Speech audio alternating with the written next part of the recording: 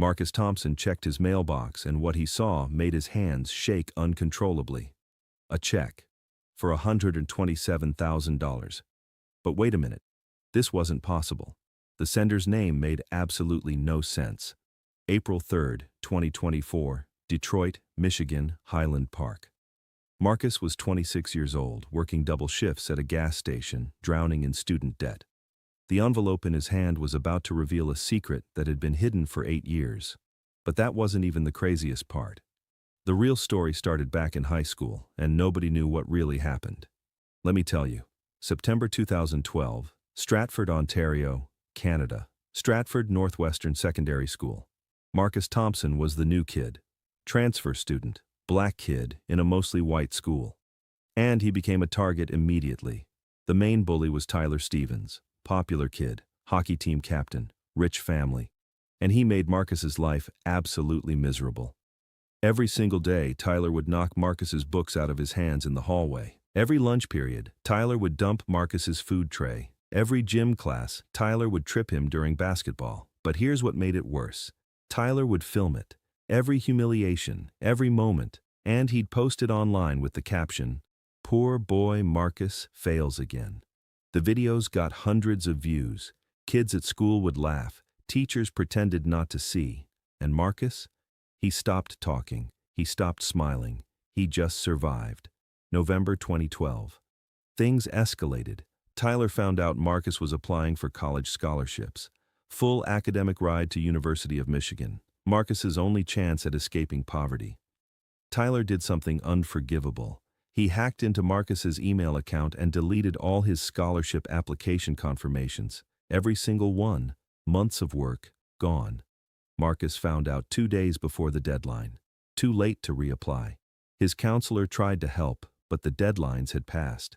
Marcus's dream of college died that day. Marcus graduated high school in 2013. No scholarships, no college acceptance, no future, it seemed. He got a job at a factory, minimum wage, night shifts, living in his aunt's basement. The factory job was brutal, 11 p.m. to 7 a.m. Assembly line work, repetitive, soul-crushing. Marcus would stand there for 8 hours, putting the same bolt into the same hole, over and over. His hands developed calluses. His back started hurting. He was 18 years old and already felt 40. One older man, Carl, pulled Marcus aside during break. Carl had worked there for 32 years. Same shift, same line, same bolt. Carl looked at Marcus and said something that haunted him for years. He could see the intelligence in Marcus's eyes, the dreams dying a little more each night. Carl told him to escape while he still could.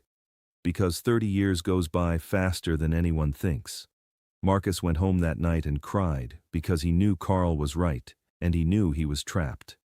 Marcus's aunt tried to be supportive. His little sister would ask him about space and rockets, because Marcus used to dream. And now he just came home exhausted, slept through the day, went back to the factory, repeat. The worst part was social media. Tyler posting from McGill, fraternity parties, study abroad in Paris. Tyler had destroyed Marcus's dreams and was living his best life. Marcus started having panic attacks, the factory walls closing in. By November 2013, Marcus had hit rock bottom.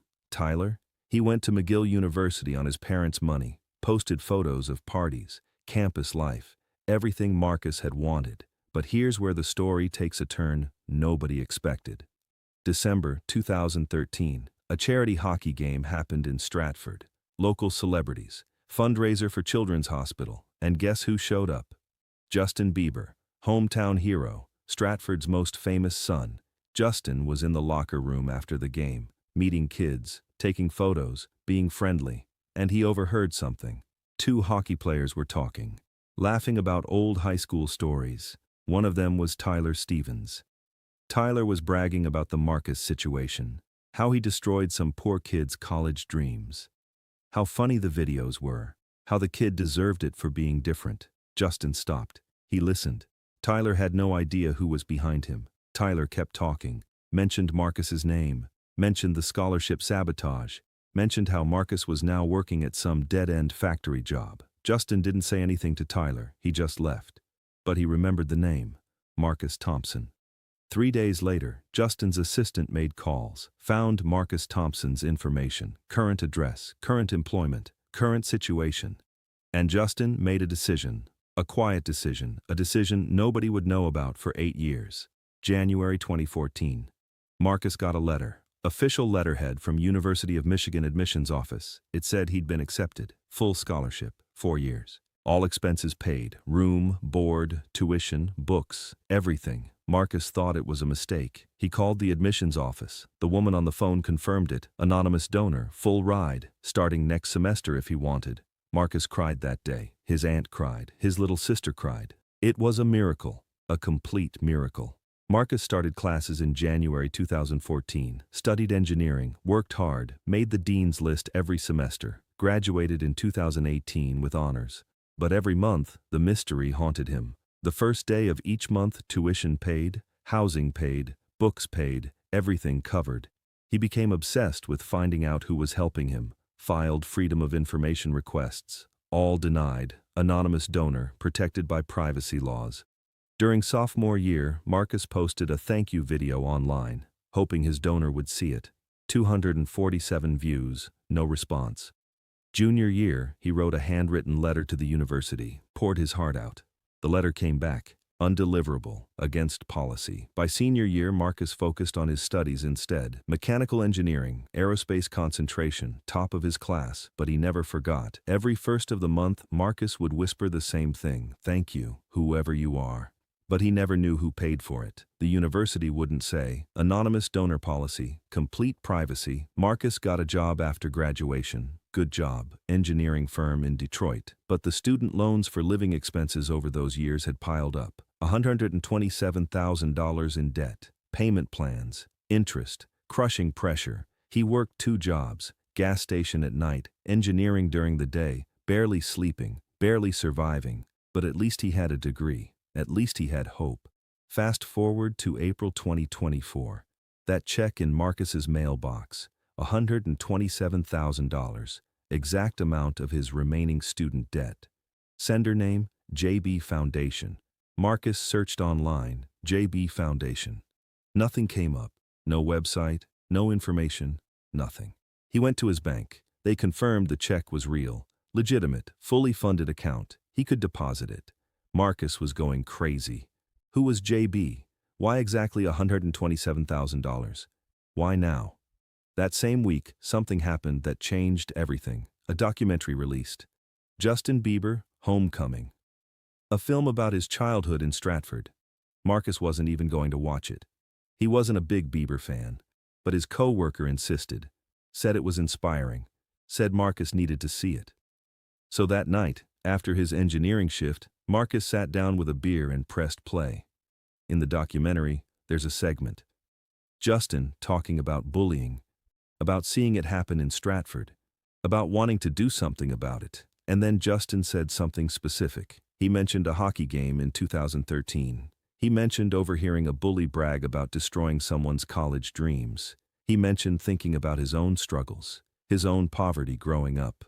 Justin didn't mention names, but he said something that made Marcus freeze. Justin said he'd helped that person go to college, anonymously, through University of Michigan, starting in 2014. Marcus's heart stopped. University of Michigan, 2014, anonymous donor. It couldn't be. Marcus immediately started researching. He found Justin's foundation paperwork, filed with Canadian government. JB Foundation, established 2013.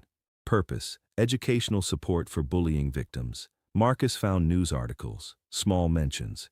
Justin had quietly funded scholarships for 15 students over the years, all victims of severe bullying, all anonymous until now. And then Marcus found something that confirmed everything.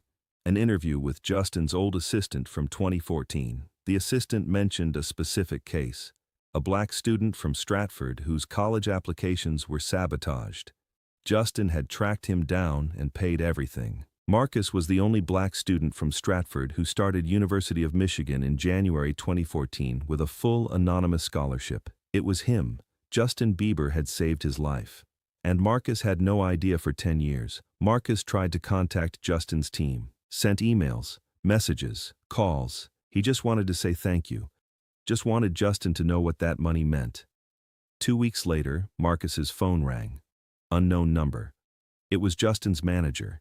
Justin wanted to meet. Private meeting. No cameras, no publicity. They met at a quiet coffee shop in Toronto. Marcus walked in. Justin was sitting in the corner. Hat, hoodie, trying to be invisible. Marcus sat down. He didn't know what to say. Justin smiled. Justin explained everything. The hockey game, overhearing Tyler, the decision to help, the scholarship. And recently, when Justin found out Marcus was still struggling with loans, the decision to pay off the debt completely. Marcus asked the question that was burning in his mind. Why? Why help a complete stranger? Justin's answer was simple. When he was 12 years old in Stratford, he was bullied too. Poor kid. Single mom, second-hand clothes, kids made fun of him constantly, posted mean comments online before he was famous. One teacher, Mrs. Chen, secretly paid for Justin's music lessons for 2 years. She saw his talent, she saw his pain, and she helped. Justin's mom found out, years later. That teacher gave Justin his chance. Music lessons led to YouTube videos. YouTube videos led to Scooter Braun. Scooter Braun led to stardom. Justin wanted to be someone's Mrs. Chen. He wanted to give someone else a chance, quietly, without credit, just because it was right. Marcus started crying. He told Justin about those high school years. The humiliation, the videos, the destroyed dreams, and how that scholarship saved not just his education, but his life, his mental health, his future. Justin asked about Tyler. What happened to the bully? Marcus had actually looked him up recently. Tyler had dropped out of McGill. Drug problems, legal troubles, living back with his parents. Life hadn't been kind.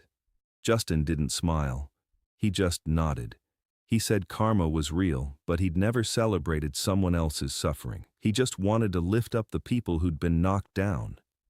They talked for 3 hours, and Marcus made a decision. He wanted to share this story. Not for fame, but because people needed to know that kindness still existed. That help came from unexpected places, that someone was watching and caring. Marcus made a video, posted it on social media, told the whole story, showed the check, showed his acceptance letter from 2014, explained everything. The video went absolutely nuclear. 5 million views in 12 hours, 20 million in 2 days, 50 million in a week. People started investigating, more stories came out. Justin paid medical bills for a car accident victim in Stratford. Anonymous, 3 years. He bought a wheelchair-accessible van for a kid in Los Angeles, left it in the driveway with a note. He paid for a teenager's mom's funeral in Atlanta, covered everything, 15 different people. 15 acts of kindness, all anonymous, all life-changing. The media went crazy. Justin Bieber's secret charity. The stories were everywhere. CNN, BBC, every major outlet. Justin finally released a statement. He said he never wanted attention for helping people. That was the whole point. Help should be private. Kindness should be quiet. But if these stories inspired other people to help, then maybe the exposure was worth it. A movement started. Quiet kindness. People sharing stories of anonymous help they'd given or received. Millions of posts. Millions of stories. And Tyler Stevens? He saw the video too. He saw what he'd done to Marcus. He saw how close he'd come to destroying someone's entire life. Tyler made his own video. Public apology. He admitted everything. The bullying, the sabotage, the cruelty. He said he'd been a monster. He said he was sorry. He said he'd spend the rest of his life trying to be better. Marcus saw Tyler's video, and he did something unexpected. He forgave him, publicly. He said holding on to hate was like drinking poison and expecting the other person to die. He'd moved forward. Tyler should too. Today, Marcus Thompson is a successful aerospace engineer. He works for NASA. He owns his own home. And he started his own foundation, the Second Chance Scholarship Fund, for kids whose dreams almost got destroyed. Justin Bieber donated the first $1 million to Marcus's foundation.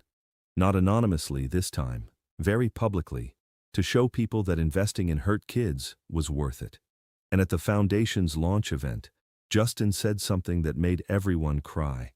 He said Marcus had taught him something important. The people you help don't stay helpless. They become helpers too. And that's how you change the world. One quiet act of kindness at a time. The truth was finally out. Justin Bieber had saved a stranger from a bully's cruelty 8 years ago, quietly, without fame, just because someone had once saved him too, and now that stranger was saving others, because that's what real kindness does. It multiplies, forever.